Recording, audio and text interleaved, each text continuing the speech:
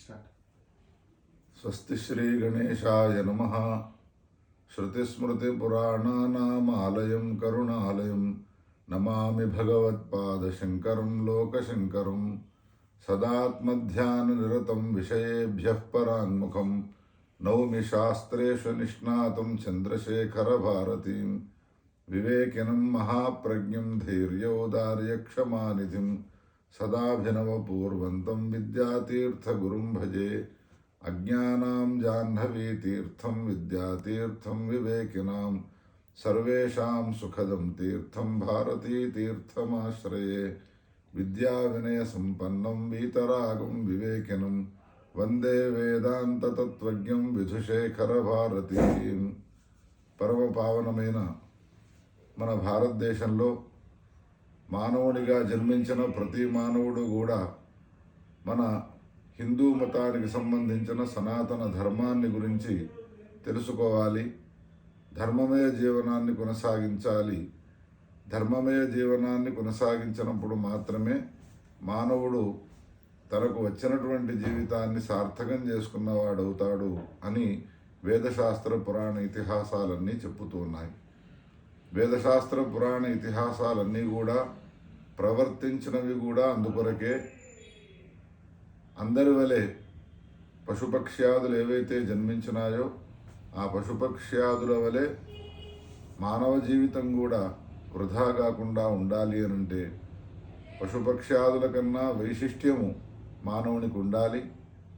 మానవుడు మానవునిగా కీర్తింపబడాలి అనంటే, వచ్చిన జన్మను సార్థకం చేసుకోవాలి అనంటే ధర్మమయ జీవనాన్ని కొనసాగించాలి.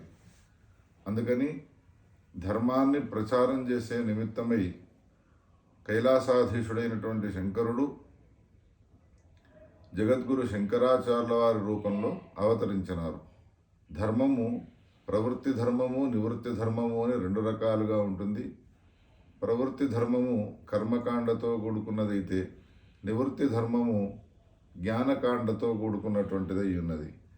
అటువంటి జ్ఞానకాండాత్మకమైనటువంటి నివృత్తి ధర్మాన్ని తెలుసుకొని పునర్జన్మ లేకుండా పునరపి జననాత్మకమైన సంసార చక్రంలో కొట్టుమిట్టాడకుండా ముక్తిని పొందేందుకోసమై సాధన చేసినప్పుడు మాత్రమే మానవ జన్మ సార్థకమవుతుంది అని మనకు ఉపనిషత్తులు చెబుతున్నాయి. జగద్గురు శంకరాచార్యుల వారి యొక్క అభిప్రాయం కూడా అదే ఉన్నది, వారి ఉపదేశం కూడా అదే ఉన్నది.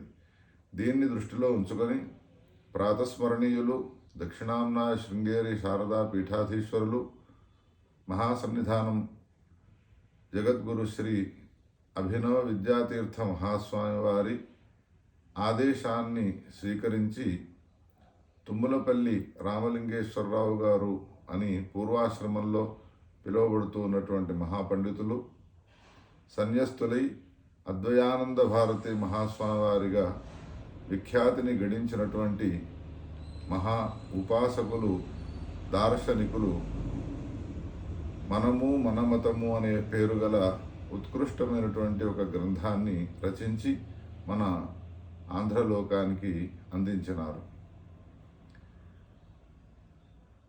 జగద్గురువుల చేత ఆదేశింపబడ్డారు అంటేనే వారిలో ఎంత విజ్ఞానము నిండి ఉండి వారి ఆదేశాన్ని పొంది ఉన్నారో మనం ఊహించవచ్చును. అభినవ విద్యాతీర్థ మహాస్వామి వారు సాక్షాత్ పుంభావ సరస్వతి వారి గురువుగారైనటువంటి శ్రీమద్ చంద్రశేఖర భారతి మహాస్వామి వారి పరిపూర్ణ అనుగ్రహ పాత్రులు వారు. చంద్రశేఖర భారతి మహాస్వామి వారంటే నడిచే దైవము. సాక్షాత్ చంద్రమౌళీశ్వరుడు సకల విద్యా పారంగతుడు అనే మాట అన్నదానికంటే సకల విద్యా స్వరూపుడై ఈశాన సర్వ విద్యానామని వేదం చేత పొగడబడ్డారు. అటువంటి మహాస్వామి వారి శిష్యులైనటువంటి జగద్గురు సార్వభౌములు అభినవ విద్యాతీర్థ మహాస్వామి వారి ఆదేశాన్ని స్వీకరించి పరమ ఉత్కృష్టమైనటువంటి మనము మన మతము అనే పేరుగల గ్రంథాన్ని రచించి మనకు అనుగ్రహాన్ని ఇచ్చినారు. మా చిన్నతనంలో శృంగేరి శంకరమఠం బెంగళూరులో అధ్యయనం చేస్తూ ఉన్న సమయంలో శ్రీ అద్వయానంద భారతి మహాస్వామి వారు పూర్వాశ్రమంలో అనేక సందర్భాల్లో బెంగళూరుకు వచ్చినప్పుడు మేము అధ్యయనం చేస్తున్నటువంటి పాఠశాలకు కూడా వచ్చి మా రూములో కొన్ని గంటల వరకు వారు అద్భుతమైనటువంటి సందేశాన్ని మాకు వినిపిస్తూ ఉండేవారు.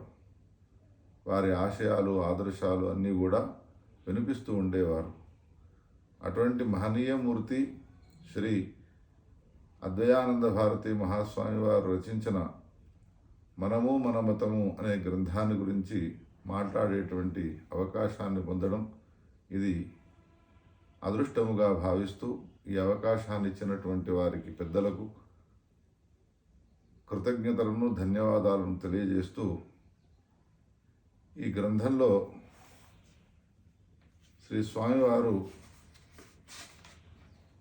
మతమనగా ఏమిటి, సనాతనంలో గురువుకున్నటువంటి స్థానం ఏమిటి, సనాతన మతములో ఆధార గ్రంథాలేమిటి, కర్మకాండ, సనాతన మతమున నైతిక విలువలు, సనాతన మతంలో సాధనలు, సనాతన మతంలో దార్శనిక శాఖలు, వివర్తవాదము, నిత్యమైన సనాతన మతము అని 9 విభాగాలను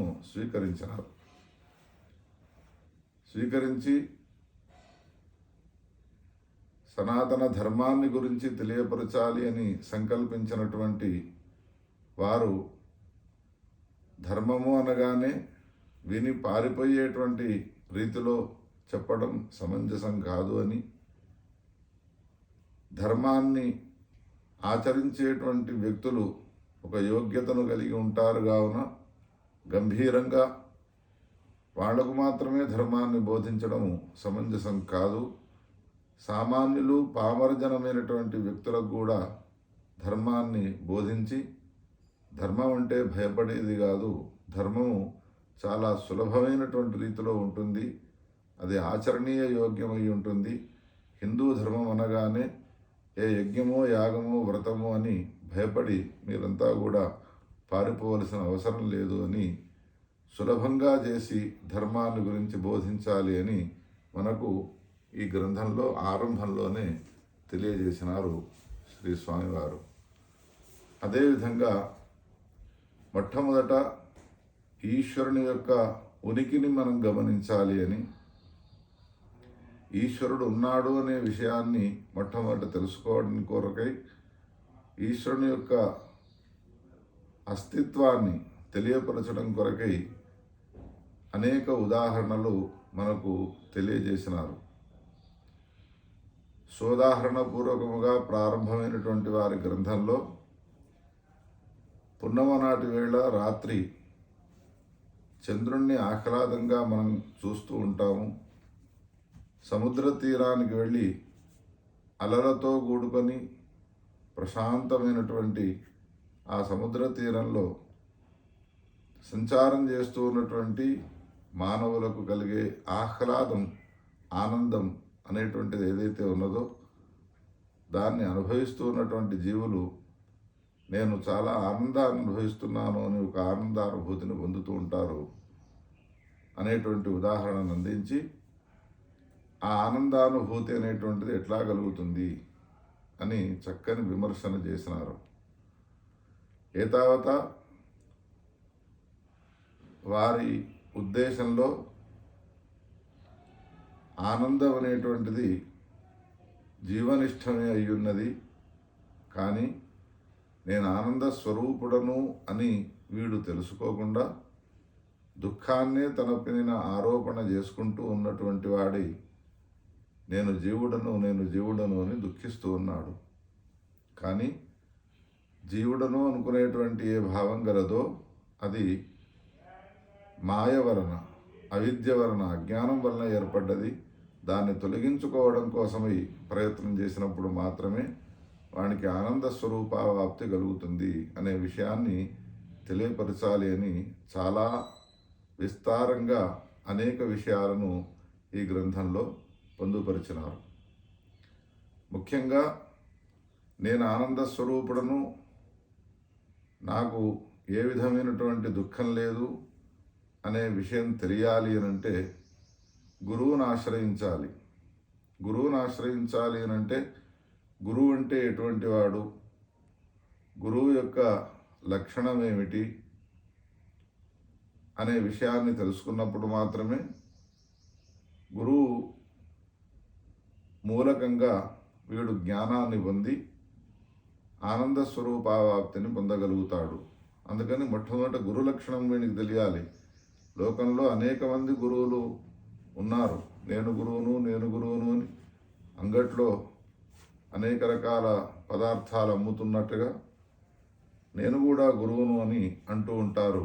కానీ ఎవరిని పడితే వాళ్ళను గురువుగా స్వీకరించకూడదు అని గురువు యొక్క లక్షణాన్ని చాలా అద్భుతంగా అనేక సోదాహరణలతో కూడుకొని మనకు ఈ గ్రంథంలో తెలియపరిచినారు.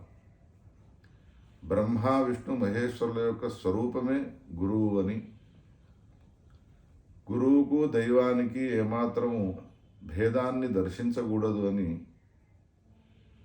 యథా దేవే తథా గురవు తస్యేమే కథితాహ్యర్థాః ప్రకాశంతే అని అనేక ప్రమాణ వాక్యాలను ఉట్టంకించి మనకు ఈ గ్రంథంలో తెలియపరిచినారు.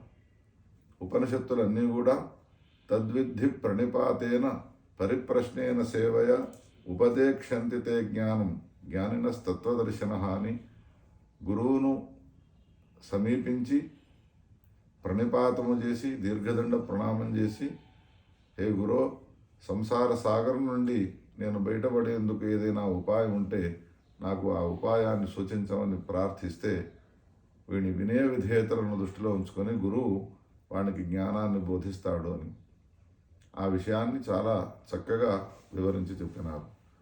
అదేవిధంగా సంస్కారాలను గురించి వివరించేటువంటి గ్రంథంలో అనేక మనం ఆచరించుకునేటువంటి ఏ పంచదశ సంస్కారాలు ఉన్నాయో, జాతకర్మ, నామకరణ, అన్నప్రాశన, చెవుల ఉపనయన సంస్కారాలు, వాటి యొక్క ఆవశ్యకతను గురించి చాలా చక్కగా ఇందులో పొందుపరచడం జరిగినది. ఒకవేళ మానవ జన్మ వచ్చిన తర్వాత సంస్కారాల చేత సంస్కృతుడు కాలేదు అనంటే అసంస్కృతుడైనటువంటి వానికి ఆ అంతఃకరణం యొక్క శుద్ధత ఏర్పడదు. ఆ సంస్కారం అనేటువంటిది వైదిక కర్మానుష్ఠానాల వలన ఏర్పడుతుంది అని, అంతఃకరణం యొక్క శుద్ధి లేకున్నంత వరకు, అంతఃకరణంలో శుద్ధత రానంత వరకు వీనికి పరమాత్మ యొక్క సాక్షాత్కారం జరగదు. అందుకని అంతఃకరణ శుద్ధి కోసమై మనకు వేదశాస్త్ర, పురాణ, ఇతిహాసాల్లో చెప్పబడ్డటువంటి సంస్కారాలన్నిటిని కూడా ఆచరించవలసిందే. అది కేవలం ఒక బ్రాహ్మణులు అని కాకుండా బ్రాహ్మణ, క్షత్రియ, వైశ్య, శూద్రాది వర్ణాల వాళ్ళందరికీ కూడా ఈ సంస్కారాలు ఉన్నాయి, తప్పనిసరి అనే విషయాన్ని తెలియజేసినారు. అదేవిధంగా చాతుర్వర్ణ్య వ్యవస్థ, దాని యొక్క ఆవశ్యకతను గురించి కూడా చాలా చక్కగా స్పష్టంగా తెలియపరిచినారు. దర్శనాలను గురించి తెలుసుకోవాల్సిందే అని దర్శనాల యొక్క ఆవశ్యకతను తెలియపరిచేటువంటి ప్రకరణంలో అనేక విషయాలను పొందుపరిచినారు. వారికి ఉన్నటువంటి శాస్త్ర పటిమ, శాస్త్ర పరిజ్ఞానము ఎంత అనేది మనం గమనించాలి, ఊహించాలి. వారెంత గొప్పనైనటువంటి దార్శనికులు అనే విషయాన్ని చూడాలి అని అంటే ఈ గ్రంథంలో ఏ ప్రకరణంలోనైతే దర్శనాలను గురించి వివరించినారో అతి సూక్ష్మంలో మోక్షాన్ని అనుగ్రహించినట్టుగా అనేక విషయాలను, అన్ని దర్శనాలకు సంబంధించినటువంటి సంక్షిప్త పరిచయాన్ని ఈ గ్రంథంలో శ్రీ శాస్త్రి గారు పూర్వాశ్రమంలో శ్రీ స్వామివారు అద్వయానంద భారతి మహాస్వామి వారు తెలియపరిచినారు. చివరికి వివర్తవాదానికి సంబంధించిన విషయాన్ని గురించి ప్రస్తావించి జగత్తంతా కూడా బ్రహ్మమయమే, కేవలము పరమాత్మ తప్ప ఈ జగత్తులో రెండవ వస్తువు అనేటువంటిది లేదు అనే విషయాన్ని తెలియపరచడానికి జగద్గురు శంకరాచార్యుల వారి యొక్క వివర్తవాదాన్ని తెలియపరిచినారు. ఏతావత తాత్పర్యం ఏమైనది అని అంటే, జీవబ్రహ్మల యొక్క అభేదాన్ని తెలుసుకుంటే తప్ప మానవ జన్మకు సార్థక్యం అనేటువంటిది లేదు. జీవబ్రహ్మల యొక్క అభేదం తెలియాలి అని అంటే అది వేదాంతంలో మాత్రమే తెలియపరచబడ్డది. వేదాంతాన్ని మనం శ్రవణం చేయాలి అంటే స్వతంత్రంగా చేయలేము. దానికి గురువుల యొక్క ఆవశ్యకత ఉన్నది.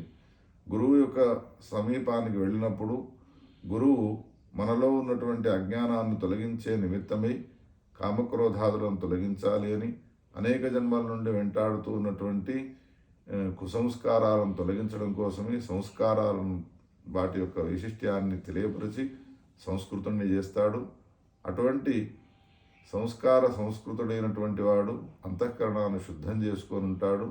శుద్ధాంతఃకరణుడైనటువంటి వాడు పరమాత్మ యొక్క స్వరూప సాక్షాత్కారాన్ని పొందుతాడు. దీనికి అనుబంధంగా నిద్ర లేచినప్పటి నుండి మొదలుకొని పడుకునేంత వరకు మన హిందూ ధర్మంలో చెప్పబడేటువంటి ధర్మాలను ఆచరించడం అనేటువంటి ఏవైతే ఉన్నాయో వాటి నియమ పరిపాలనము అని అంటారు. నియమపూర్వకమైనటువంటి ధర్మ అనుష్ఠానము అంతఃకరణ శుద్ధికి కారణమవుతుంది.